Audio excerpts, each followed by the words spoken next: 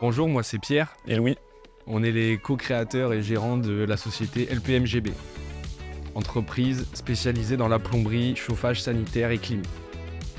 Avec Pierre, on a toujours aimé faire de la mécanique, des chantiers, bosser, et surtout ensemble, c'était ça l'idée.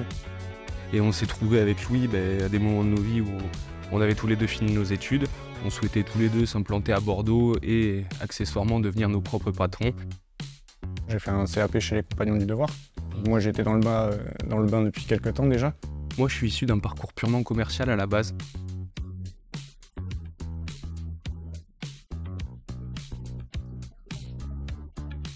Dans la famille, il y a très peu de gens qui sont entrepreneurs ou même, et encore moins artisans.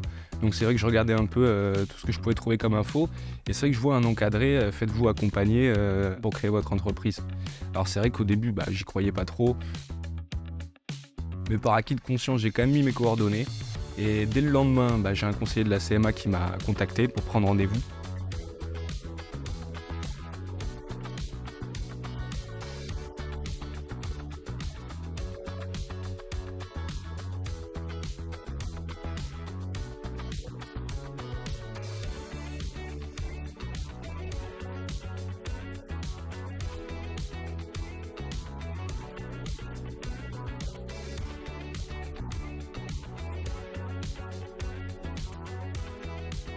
On s'attendait à trouver, excuse-moi du terme, des administratifs, et en fait pas du tout. On est arrivé avec des gens qui savaient de quoi ils parlaient. On remerciera jamais assez la Chambre des métiers parce que c'est vrai que la qualité de l'accompagnement, c'était top.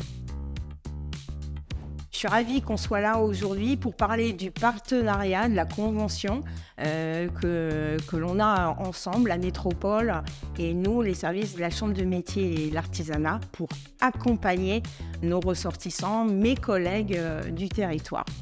Merci Nathalie de nous avoir aussi donné l'occasion de visiter aussi cette entreprise avec Pierre et Louis de la société LPM-GB qui participe à une rénovation d'un appartement ici. Ils installent un système de climatisation, un système haut de gamme qui consomme peu d'énergie.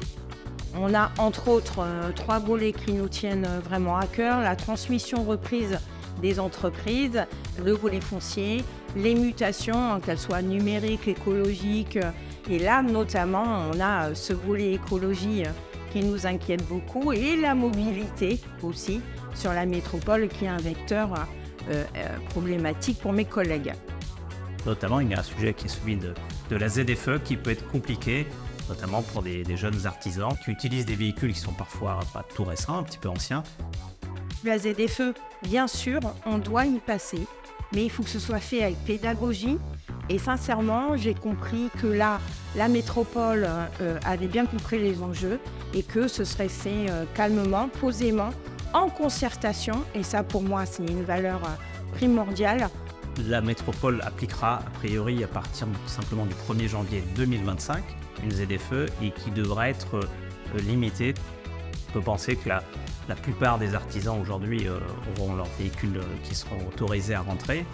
Néanmoins, il faut quand même penser à l'avenir. Et puis, si vous devez aujourd'hui remplacer un véhicule, plutôt penser à un véhicule qui ne soit pas polluant. Je tiens à remercier la métropole de nous accompagner sur cette transition live.